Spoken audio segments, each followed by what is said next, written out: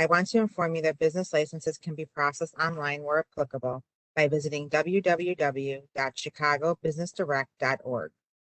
Beginning Tuesday, July 6th, all BACP offices are open to limited members of the public.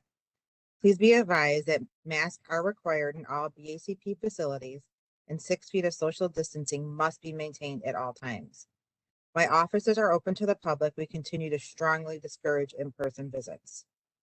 If you are part of the BACP Entrepreneur Certificate Program, you can get credit for joining this webinar by sending an email to bacpoutreach@cityofchicago.org.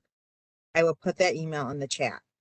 If you want to learn more about the program, please visit www.chicago.gov/business-education.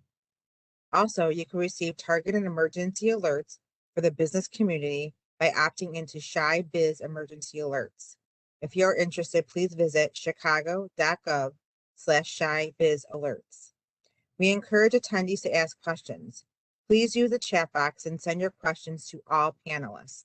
There will be a Q&A session at the end of the presentation. Today's webinar will be Legal and Practical Considerations of Starting a Nonprofit, presented by Erica Spangler from the Chicago Lawyers Committee for Civil Rights. Erica? Thanks, Geraldine. I'm really happy to be here, so thank you for inviting me. I just want to say a few comments about Chicago Lawyers Committee for Civil Rights. We work to secure racial equity and economic opportunity for all, and we partner with a private bar to provide legal support, including community education programs and pro bono representation of mission-aligned nonprofits that also work to secure racial equity and economic opportunity, or those that serve communities of color, low-income populations, and other underserved groups. So I'm really excited to share more about this community education program, about the legal and practical considerations for starting a nonprofit. Just as an overview and a roadmap of what we're going to talk about, the first, a couple of things I want to talk about, really just the realities of starting a nonprofit and kind of understanding what goes into it. And then we'll go into the legal steps and the actual process of starting a nonprofit.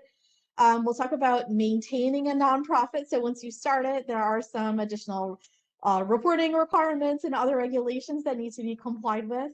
And then we'll talk about tips for success, and we'll also have some time at the end for questions. Just as they had mentioned, you can put your questions in the Q&A session or in the chat, and we can kind of go forward from there.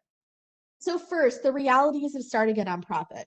One of the things that I want to mention is that when we use the word nonprofit, for here, what I'm talking about is a 501c3 public charity.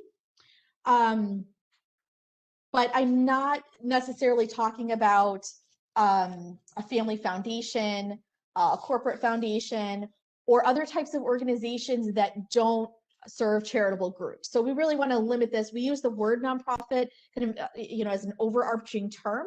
But for purposes of this seminar, we want to talk about 501c3 public charities, or those that are going to become 501c3 public charities.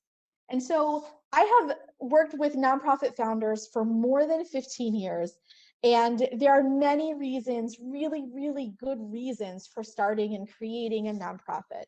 Some of them want to have positive change. Some of them have a really innovative idea for advancing social justice.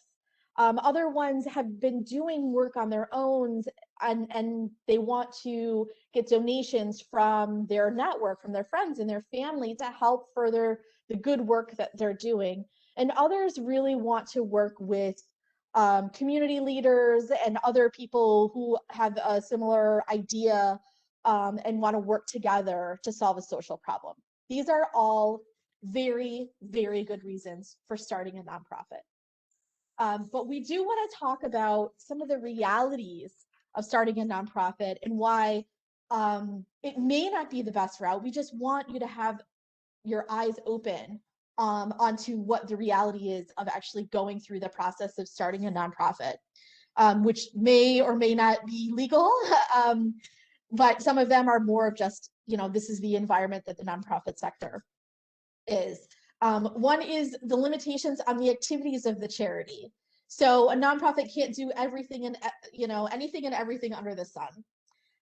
There are a number of administrative back office reporting requirements that take up time, whether that's for fundraising, the government compliance requirements, and it's just something that we want to be aware of. We all want to do this really good work, but having a 501c3 organization with the transparency does have some reporting requirements, and if you have private foundations, you're going to have to track the deliverables and other reporting that goes to them. Also, just to kind of dispel a myth, is that if you have a nonprofit with 501c3 status that is income tax exempt, there may be some taxes that have to be paid. So it's not a universal blanket on everything. So it's not automatic, and we'll talk about that a little bit. But I do want to just kind of put it out there that, a nonprofit that has federal income tax exemption may have to pay some income taxes depending on its activities, depending on its revenue. And, their sales tax exemption, that's not all automatic just because we're not keeping the money or we're not making a profit for the activities that we're doing. And then here's like the really part that we just want to say, just kind of put it out there. It's kind of that ugly reality that the startup success rate is relatively low. So for a nonprofit that starts up and 3 years out and 5 years out, may not still be in operations 5 years or even 3 years after obtaining its recognition of income tax exemption. Many times that is due because of the lack of funding. So competition for private foundation grants is fierce, and it is really difficult to raise funds. Another reality in this space is that nonprofit founders do not have control or ownership of the nonprofits that they start. We'll talk a little bit more about that later. And then, of course, there's scrutiny by the general public and funders about what the nonprofit is doing, and that can sometimes be, impacting the reputation of the organization, which is always the utmost important for a nonprofit. And then sometimes there could be difficulties with boards of directors who may not agree on the strategic direction of the organization. Even if they all have the best intentions of mind, that can create some board discord, is what we call that. And so it can be a little bit difficult to navigate those situations. So that said, what we do want to say is if you decide in your planning process, you may want to consider some alternative ways to lead positive change in your community. One of the things that we kind of mentioned is that it may make sense to create a purposeful for-profit. So the social enterprise legal structures include the L3C and the benefit corporation. And I want to maintain that social enterprise, that term, is a business construct and not a legal one. And so we always determine what the legal structure is based on what the activities are, but it does allow a founder to retain control and ownership. And that can be important depending on what you yourself think is really, really important. Another thing that you can do is you can create an informal group. So if you have an individual or a couple individuals that also want to do what you want to do, you may have an informal mutual aid association. You may not need to create a full-blown nonprofit. You're willing to take on the risk of doing this on an individual basis, and you're not raising any money, and that's just fine. So maybe an informal group is the way to go for what your idea is. Another thing that you can do is work with an existing organization that is already doing really good work, has a fantastic reputation, and you can come to them with an idea or a project and maybe just do this as a volunteer, or maybe you can come to them as an independent contractor, or even propose an employment situation if you are so bold to do that. So you can work with an existing organization. And in line with that, so keeping with that in mind, there is an option of partnering with a fiscal sponsor. So a fiscal sponsor is an organization, a nonprofit that already has income tax exemption, and that you can partner with them. Usually what we recommend is a written agreement that outlines what the relationship will be. And the fiscal sponsor will enable you to use the tax exemption of that organization to receive tax deductible donations, private foundation grants. The fiscal sponsor can provide technical support, administrative support, possibly even insurance. There are a number of free resources on our website, so I encourage you, if you're really interested in partnering with a fiscal sponsor, to check out our website and our FAQs. And our website is clccrul.org. And so I want to go a little bit further into the purposeful for-profit. So like I mentioned before, the L3C and the benefit corporation are the legal structures that are for-profit social enterprise legal structures. So some nonprofits could be social enterprises, but when we're talking about a for-profit with a mission, we're usually talking about one of those types of structures. Now, the reason why this can be a consideration is because in one of these structures, it does allow the decision makers to pursue this charitable mission while also conducting these commercial activities. Rather than prioritizing in a traditional corporate law model, we would prioritize the economic interests of the owners. So we don't have to make decisions that maximize profit in a purposeful for-profit. We can take actions that actually maximize the charitable mission of what is intended to be accomplished. The other thing is, like I mentioned, is that founder can retain ownership and control in a for-profit. Now, the caveat is that for-profits are for-profits. L3Cs are LLCs. Benefit corporations are corporations, or C corporations in the end, basically. So it's not going to have income tax exemption. That means that a for-profit, even if it is a low profit, is still going to pay taxes on its income. Also, for the sources of revenue to run the business, it is not going to be eligible for tax deductible donations when we have an individual who is the owner of, say, the L3C. And then finally, if the organizing documents that have this charitable purpose, it may be required to register and to report to the Illinois Attorney General's office. And again, that's even if it is a for-profit entity structure. And so to contrast that, we want to talk about the nonprofit legal structure. And so a nonprofit is a corporation, so it still has the same limited liability as a regular corporation. However, there are no owners, there's no shareholders. And the decision making is actually from its board of directors. So it's governed by its board of directors that makes decisions according to bylaws, just like a regular corporation. That nonprofit corporation applies for income tax exemption. There are 30 some types of income tax exemption, and 501c3 is the preferred one because it is one of the types of organizations that receive tax deductible donations. So charitable contributions from individuals that are tax deductible, and also can receive grants from private foundations that are 501c3. So the other thing is that the nonprofits are subject to other compliance regulations. So that's the compare and contrast those nonprofit and the for-profit. And sometimes when we want to make a determination of which one it will be, so when you have an idea for making some kind of initiative to make this positive change in your community or to lead change, we have to make the determination of, is it going to be a nonprofit or is it going to be a for-profit? And there's really four main questions that we want to ask.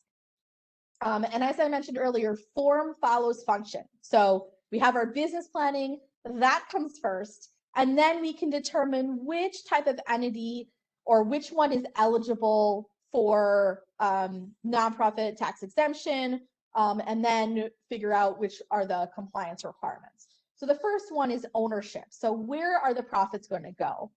Are the profits going to be reinvested into the nonprofit so that it can further advance its social mission?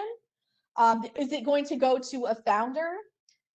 Control. So who is making the decisions? Is the founder or the owners going to make control, or is that going to be a board of directors that has no ownership interest?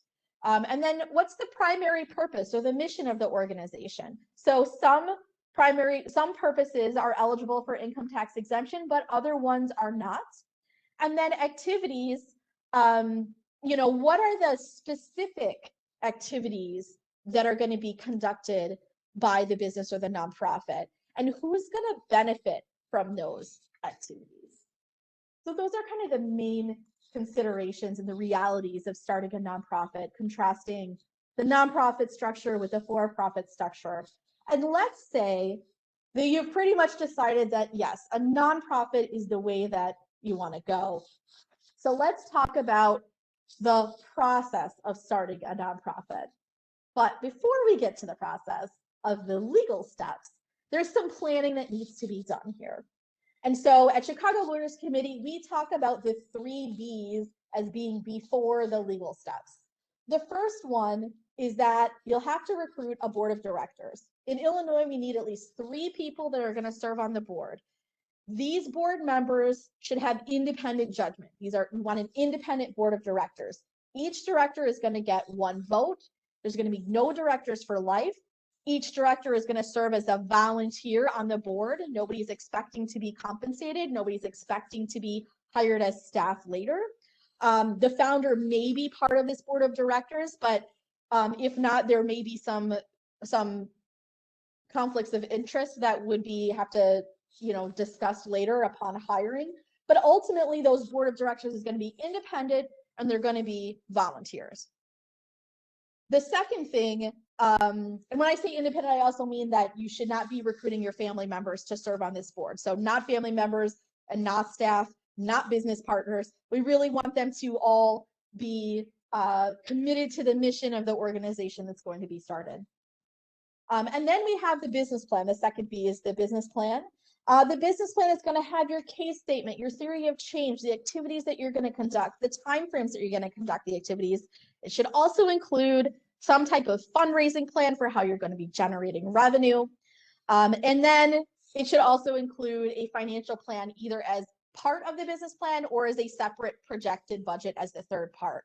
Now, these don't necessarily go in order of like board, business plan, budget. What happens is that you recruit your board, you work on your business plan, and then you go back and recruit additional people for your board. Then you figure out that you need to revise your business plan. Then you get your budget. Then you have to revise your budget because it doesn't, it's not a balanced budget. And so there's a bit of a process. And what I want to kind of tell you about is that sometimes this process can take 2 months. And sometimes this process can take 2 years. So we just want to keep this as, open as you can and recruit the right people to your board, help them or have them help you with the business planning to the extent that they have the skill set to do so, and also to prepare the budget. So let's say that you're beyond that space there, that planning space of before the legal steps, you've got your 3 Bs, you're all in a row, you are ready to start this nonprofit and you're actually starting the legal steps. So we're assuming at this point, your business planning is recruiting, all of that is all been done. So, and I do want to mention that there's additional information about board roles, responsibilities, fiduciary duties. That's again, all on our website under nonprofit resources. All the information is free, so feel free to go there for additional information. So there's several steps in forming the nonprofit, and basically they fall into 3 stages, and that's based on the government filings that are needed. So the first step is going to be creating the Illinois not-for-profit corporation. And so the first thing that you're going to do is download the form from the CyberDrive Illinois, which is the Secretary of State's website. That form is NFP 10210. There's additional language that needs to be included in that filing. And so you can file online, but you may have to amend to include that specific 501c3 language. We'll talk about a little bit later of what that language is. The second thing that you would do is obtain an EIN from the IRS. This is free. I'm always kind of surprised when I see all these businesses that charge money for helping nonprofits get EINs, and then it's something you can get from the IRS for free. So go to that website, click on getting an EIN, and you should be able to get an EIN for the corporation. So the corporation is going to get basically like a social security number because it is its own entity. Once you have the corporation, it's its own entity. And then the third step is going to be adopting the bylaws and the conflicts of interest policy.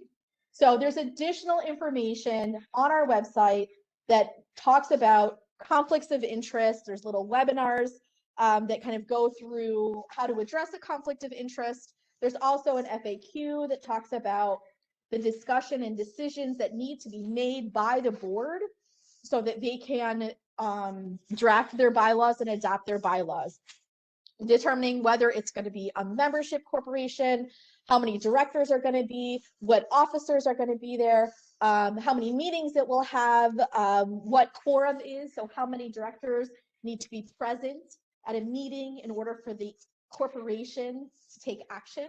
So all of those things are going to be covered further in an FAQ on our website, but this is one of the big formation pieces of creating that nonprofit corporation. All of these things, creating the entity, the governing document of the bylaws, and then making sure that it has that EIN to open bank accounts in its own name. So now that we have a nonprofit corporation formed, the next main step is going to be this big step of applying for income tax exemption with the IRS. So the IRS has a pretty fantastic website for this section. It's really easy to understand, so I encourage you to go to that website and really check that out. When you look at the website, a lot of the information is going to be for all types of charities, and what we're covering here is for the 501c3 organizations. And in that article, the articles of incorporation that I had mentioned before, where we have to include that 501c3 language, you have to show that the nonprofit is organized and operated for a charitable purpose. So that organizing document is going to have some provisions that say that creation of the nonprofit or the operation of the nonprofit is not going to be for the benefit of private interests. And what that means is, in tax language, that means no private inurement. There can be some private benefit, but really it's not for the benefit of private interests. So we're not creating a nonprofit to raise funds for, say, just for example, an after-school program that will exclusively pay my for-profit business that's going to provide tutoring services. So that's just an example. We can't use a nonprofit as a shell. That is really, we can't use the nonprofit to raise funds to really funnel money to a private business, but there could be other examples of that. Another provision that 501c3 language has to include in the articles of incorporation are an insubstantial lobbying. It cannot be a substantial amount of the activities that the organization is doing is lobbying. There is a complete prohibition on political activities or political campaign activities. And then finally, all of the assets of the nonprofit are going to be dedicated to charitable purposes in perpetuity. So that means that if this organization dissolves and it has assets left over after paying all of its creditors, those assets don't get to go back to the founder. They don't go to the directors. They need to be distributed, and there's a process for this distribution, but they need to be distributed to another 501c3 organization with a similar mission. The third thing that is important about this process for starting a nonprofit and obtaining the income tax exemption is that based on the business plan, there's a determination that needs to be made about which form to file with the IRS. So the IRS has two different forms to apply for 501c3 status. That is the Form 1023, and there's basically two flavors. The 1023-EZ is really for small organizations. This is for the main eligibility criteria are that they are less than $50,000 in gross receipts for the first 3 years, and it has less than $250,000 in assets. So those are the main things, but it also has this worksheet, the eligibility worksheet, which I realize is a link on there, but you can get it from that original IRS link that I gave you. Or you can search 1023-EZ in irs.gov in the search bar, and it will pop up the instructions for the 1023-EZ. But basically, there's an 8-page eligibility worksheet, and it lists a number of guidelines for eligibility. So if it's a nonprofit that's going to be a school, a hospital, a church, if it's going to be a credit counseling agency, any of those types of services or those types of categories of 501c3 charities, the 1023-EZ is not going to be an option. And so if you don't understand the eligibility worksheet, there's again 8 pages of the eligibility criteria and then a 3-page form that is basically submitted online. But if you do not understand the eligibility worksheet, please seek professional guidance on that. I have seen a number of organizations that have checked boxes that were red flags or otherwise not the right box, and then it can create a headache for an organization later. So that's my recommendation, is checking out that 1023-EZ worksheet. Don't guess on what those boxes are if it's not something that works for your organization, or if you don't understand it, if you don't know, please seek help. And then we have this, and the second form, the other form, which is the standard 1023. Now this one is about 12 or 13 pages of questions, and then it asks for additional information. There may be some schedules that need to be attached. You're going to have to include descriptions of your activities, so that's why that business plan is super important. There's going to be questions about your specific activities, questions about the directors, compensation of anyone, your 3 years of financial projections, all of that information. It's submitted online now, so that's helpful, but it is a much more comprehensive form. And so whichever one is eligible, you can look at those forms and make that determination. But I will say that it can be a little bit cumbersome, and so I would recommend that you seek guidance for filing either of those forms, if you don't understand. Another thing to keep in mind is that for the 1023-EZ, I just want to mention this really quickly here. There's no, I don't know if it was clear here before, but there's no additional documentation that you upload to the IRS for your articles of incorporation or your bylaws or your conflict of interest policy. There's no supporting documentation that you provide to the IRS. You actually make an attestation that your formation documents comply with the law. So on the standard 1023, you're providing all of that documentation, and that is why it can be a little bit longer of a process to get that approved. So on both of these forms, you're going to make a determination. You're going to check a box of being whether you're going to be a public charity or a private foundation.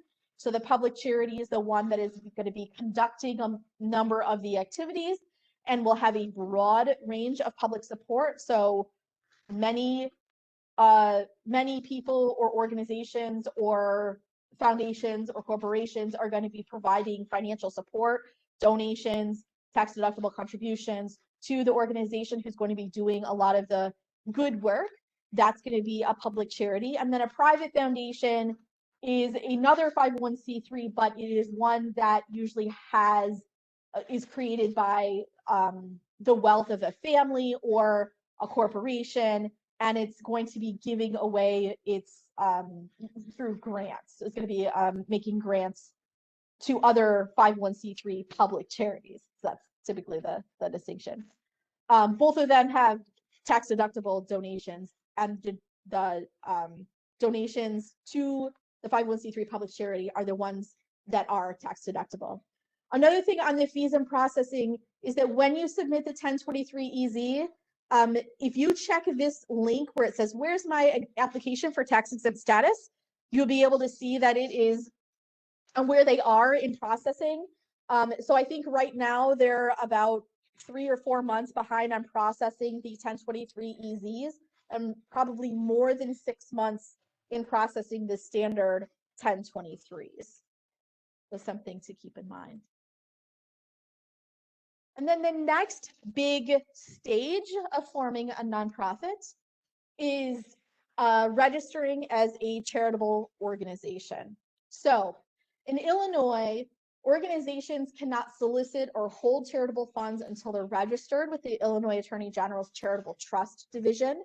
And if they do so, there is a penalty for doing so. So if they solicit donations before they're actually registered, then they can incur a fine. So how you register is that you file this form called CO1, which is Charitable Organization 1. And then there's a financial form to support that registration. And that's either CO2, and that's for organizations that are less than 1 year of formation. And then if the organization has been formed for more than 1 year, operating more than 1 year, then it's the AG 990IL. And so both of those together, there's additional supporting documents. So you will have to supply your articles of incorporation, your bylaws, the names and addresses and phone numbers of all of your directors, all as part of this filing to register as a charitable organization. So those are the 3 main steps and stages in forming a nonprofit. There are some other issues that I wanted to go over, again, at a high level, because a lot of this information, we don't have time to cover all things in starting a nonprofit. So I do encourage you to check out the additional mini webinars and FAQs and other legal alerts and publications that are on our website. But a big thing here in starting a nonprofit, as I mentioned to you earlier with the realities of starting a nonprofit, is that only the income to the nonprofit for its exempt activities, for its charitable activities, is tax exempt. So if the nonprofit carries out commercial activities, so if it's selling a product or a service at market rate on a regular, ongoing basis, and the only purpose for that is to raise money for the nonprofit, so like this activity is not related to the nonprofit's mission, then the nonprofit may have to pay tax on that income to the IRS or the Illinois Department of Revenue. So unrelated income is taxable even to a nonprofit. The other thing is that state income tax exemption.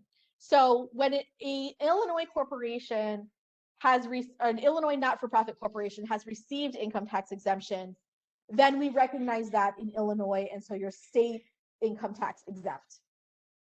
That's not true for sales tax exemption. So we've got taxes for a bunch of different things: income tax, sales tax, property tax, all of those different things. So for sales tax, that is not automatic in Illinois. And so there's additional information on our website, on our nonprofit resources, for the different types of sales tax exemption. It is another form, or not a form, but it is a request that you do have to make to the Illinois Department of Revenue for that. It's not automatic.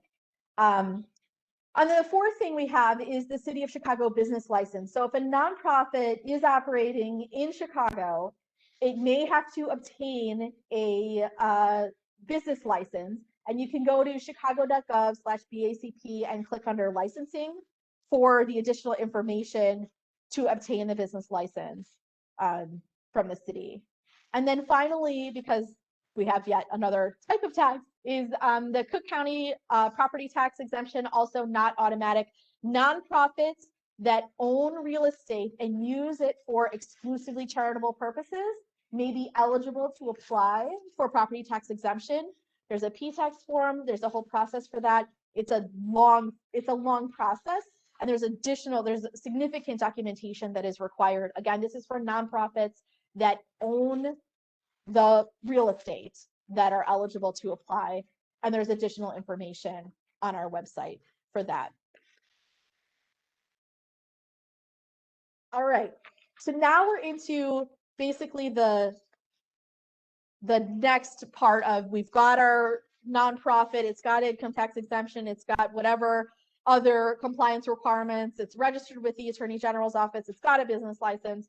Now we need to make sure that we are maintaining, now that we have 501c3 status, let's maintain the 501c3 status. Let's maintain our nonprofit. So there are 3 annual reports that need to be filed to maintain its status. So we're going back to those 3 agencies that we went to upon formation, and we now need to file a report with each of them every year.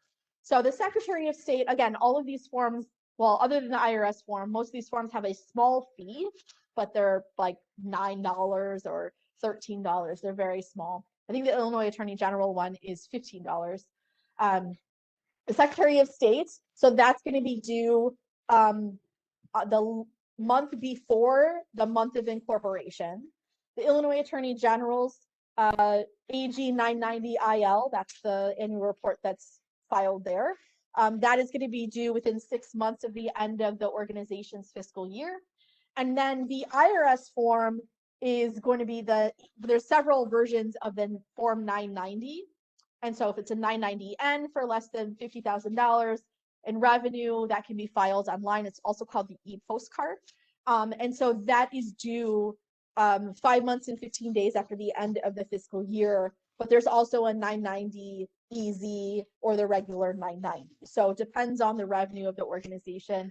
Again, we have an annual report FAQ on how you can determine where your reporting deadlines fall. Make sure that you mark your calendar to make sure that we don't miss these, because you can lose good standing. You can roll off the list of registered agencies. If you fail to file your 990 with the IRS for 3 consecutive years, the 501c3 status can be revoked. So there are some serious repercussions for not keeping up with maintaining the annual reports and maintaining the nonprofit.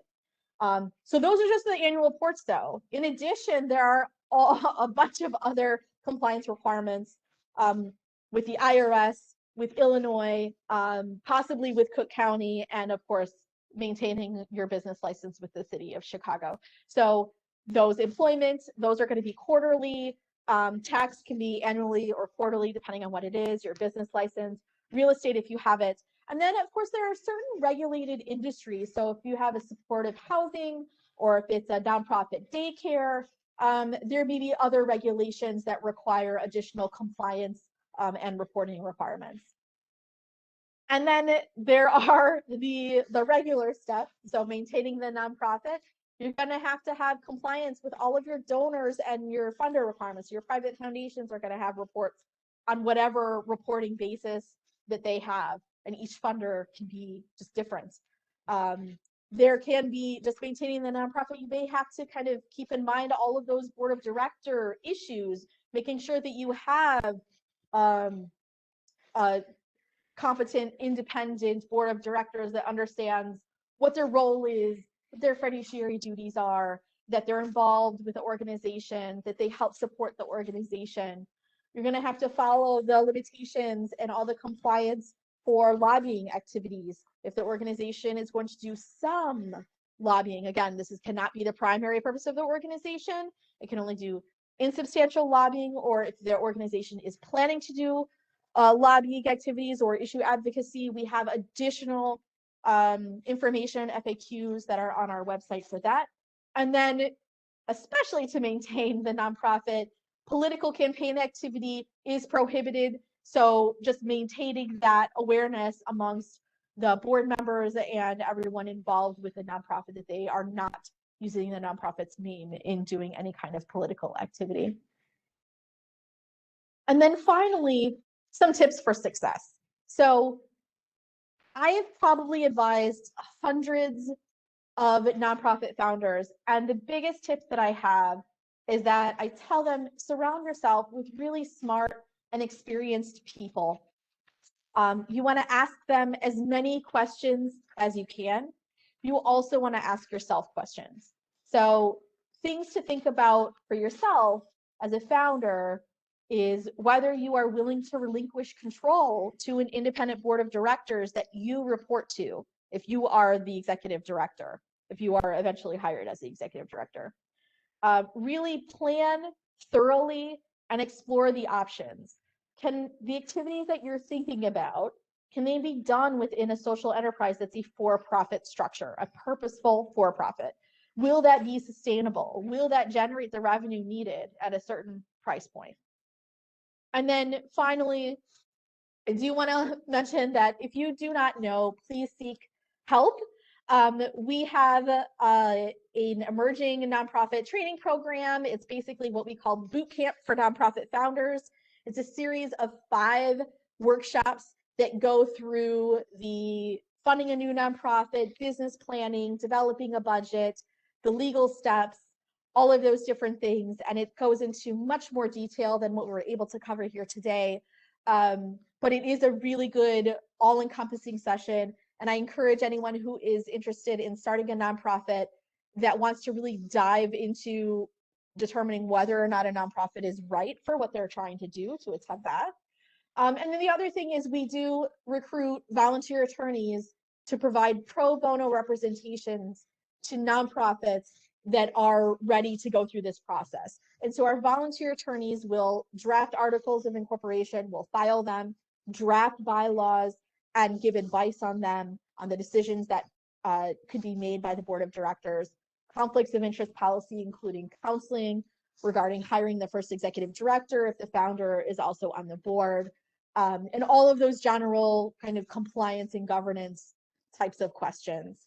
So I encourage you, if you do need pro bono legal assistance, that for the nonprofit, whether it's already in existence, or maybe you've started a nonprofit, you have a determination letter, but you don't know whether the formation documents were actually in compliance, feel free to submit an inquiry form on our website and we will get back to you and see if we can help.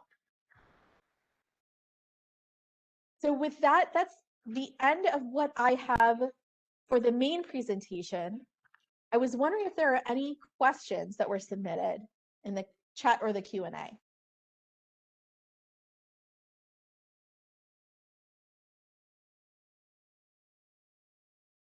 Hi, Erica. We had a question come in.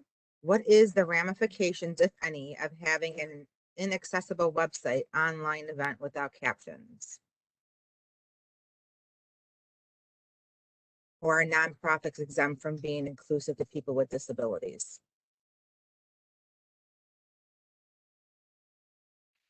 Okay. I'm sorry, I didn't catch that first one. Is this the same question? Yes, is the microphone going in and out? Sorry, can you hear better? Yep. Okay. Are nonprofits exempt from being inclusive to people with disabilities? I believe that's an ADA question, so I don't believe that they can be exempt outside of the ADA. But I'm not sure if that's something that's related. That's related to compliance. So I would recommend submitting that through our inquiry form. Okay, great. Next question. Can board members be from different states? Yes, board members can be from different states, although in Illinois, you do have to have a registered agent. And if it's not going to be, many times we recommend that either the founder or a board member be the registered agent in Illinois. And so if you don't have a board member that's in Illinois at all, then you may have to pay someone like CT Corporation or some other corporation to serve as a registered agent. They can be from board members can be from other countries too. Great. Can the paperwork submitted for state and federal statuses be signed electronically? You can incorporate online, although there are additional provisions that need to be submitted, and so those articles may need to be amended. And currently, the most efficient way to do that is through filing by paper. For the federal status for the application for income tax exemption, that is through pay.gov, and so that is an electronic signature. We had a question come in. Would we be able to receive this video of this recording? This will be posted on the BACP YouTube channel at www.youtube.com/Chicago BACP.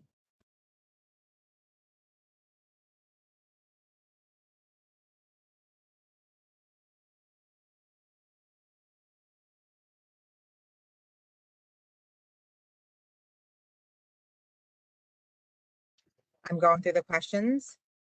What is the purpose for the business license after obtaining a 501c3?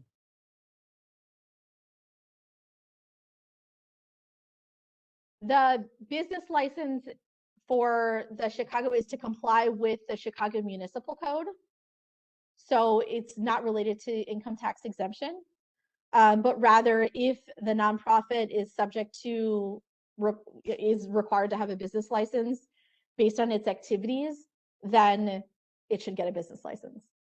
It's not related to the tax exemption. Okay, great. Can a for-profit company own a nonprofit? No, a for-profit cannot own a nonprofit because a nonprofit cannot be owned. Can a business be a for-profit business with a nonprofit component? So corporations are either businesses are either for-profit or they're nonprofit. So you can have multiple entity structures, but a nonprofit cannot be supporting a for-profit, if that makes sense. So a nonprofit can own a for-profit because a nonprofit can own a business, but a for-profit cannot own a nonprofit.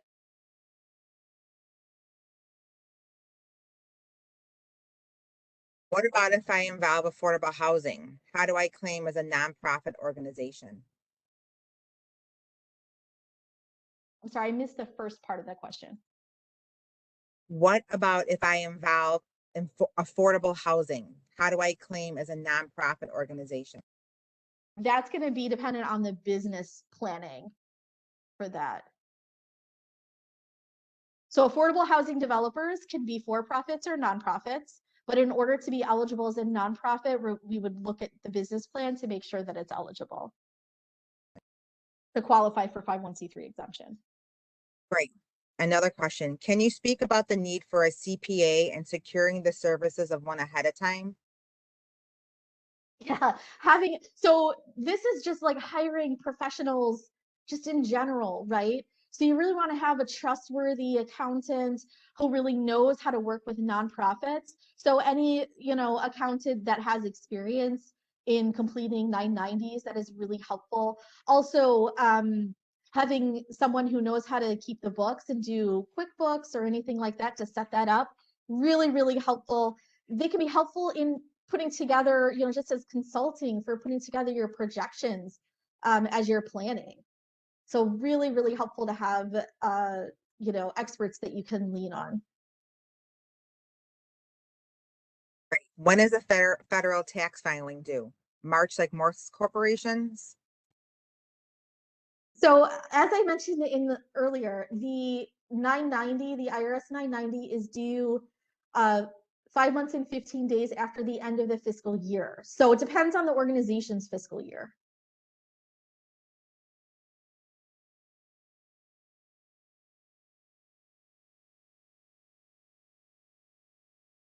Is a not-for-profit the same as nonprofit? A not-for-profit is just like another. So in Illinois, we have a not-for-profit act.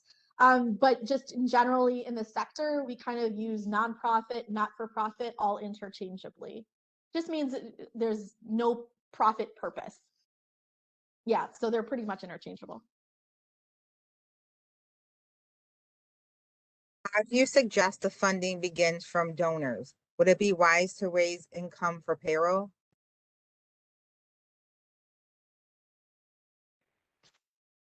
Not sure I understand the question, how the funding begins from donors. There's compliance requirements to register before soliciting donations. But typically, what messaging is going to ring with that donor is probably a question better for a fundraising consultant. Many times foundations will want to see that you're able to do good work and raise funds from individuals before you go to them for a grant proposal. But what that funding is used for is going to be determined by the board and what it's going to be doing. So we don't say, hi, I'm soliciting funds to pay staff. That's not usually the message that you give to donors or to foundations. Great. Can I raise funds from outside the USA? Yeah, it may not have the tax deductible donations, but you can accept funds.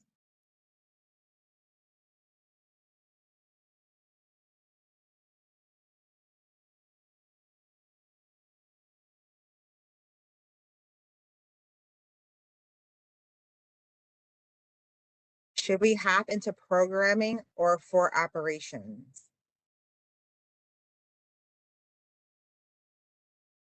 I'm not sure I understand that question.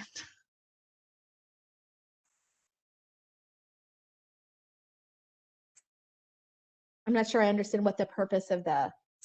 I think it's a follow-up for the funding. So maybe they say for programming. Or Oh, operations. got it. I see. Okay. That's a decision for the board to make. It's not it could be that you want to jump into programming first because that's what's going to show that you're furthering your mission, and then operations would be used to support the programming. But that's, again, if it's raising funds, then that's a message that you want to ring true to whoever it is that you're appealing to.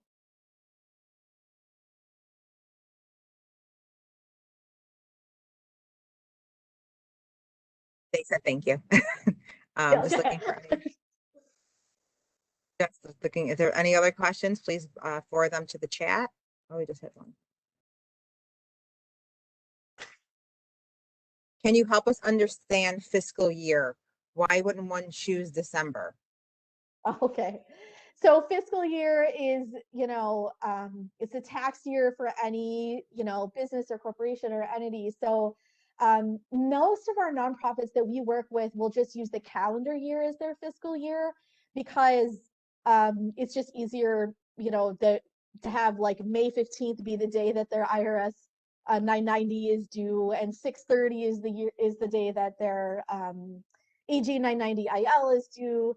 So it's more for ease of calendaring. And then there's some organizations that primarily run summer programs, and having those due dates on May 15th and June 30th is just an administrative headache. And so they will push for, maybe they want their fiscal year end to be 6/30 so that they can have November deadlines when their programming is much lower. So it's really an organization will make that decision on an individual basis, just kind of like their own basis. There's no like rule, there's no legal rule for that, except for fiscally sponsored groups where they have to use the fiscal year of their fiscal sponsor. Great, thank you. Next question. Please help us learn the purpose of a private foundation a corporation starts. Help us understand the purpose of a private foundation. I'm sorry, can you say that again? Sure. Please help us learn the purpose of a private foundation a corporation starts. So a corporation starting a private Oh, I see. foundation. Okay. So if a corporation is starting a private foundation, they may do this because they have, they want to publicly show significant commitment in a particular funding area. and it would be separate from the corporation's own like corporate social responsibility or marketing or public relations or whatever those kinds of initiatives. So there may be funding that is separate. So a corporation may have a separate foundation to be able to do that. It would be, this is not related to the corporation. But you know, Forefront, if you go to myforefront.org, they would have much better information about where those foundations are, those private foundations are, and what their funding areas are. Great. If I want to issue scholarships, do I have to form it as a private foundation? If you want to issue scholarships, it will depend on a number of other factors. A private foundation may be one, but it's not exclusive. So some public charities do have scholarship programs because they qualify for it. Again, it's more up to the business planning aspect of it. Question, what about if the income is more than the outcome at the end of the year auditory? So I'm going to rephrase that because I think what this means is, if the nonprofit raises more income than it has expenses, what does it do with those funds? So if that's the question, then basically those funds get reinvested into the nonprofit's mission. They basically get carried over to the next year. Nonprofits have to maintain like that rainy day fund, the reserves, in case they're dealing with maybe, you know, cash flow inconsistencies, or maybe they want to reinvest and innovate in a new program area. So these are really good things for nonprofits to do. At the end of the day, you know, at the end of the year, if they have funds left over, that's a good thing, because they may have, the board may strategically plan for what those funds are going to be used for. Great. What about if we do not have an income for 3 consecutive years? Can we seek help from the state or federal? I'm gonna try to rephrase this into something that I think that the question is getting at. If the organization doesn't have income, it still has to report its annual reporting requirements to all of those agencies. So regardless of whether it's generating income or wherever it's operating, it's maintaining its status. If it does not file those reports, then it's not going to be able to maintain its status. For the Secretary of State, if it doesn't file an annual report, then it can be involuntarily dissolved. That usually happens about 15 months after not filing the annual report. You can reinstate a nonprofit corporation. There's a filing fee for that. But that is what can happen: involuntary dissolution, revocation of the 501c3 status from the IRS, and then removal of the role for registered charitable organizations. So regardless of generating income, that is not the trigger. It's the fact that it's already created. Next question, what is the MOU? MOU, it's not really related to the topic for this webinar, but MOU is usually memorandum of understanding.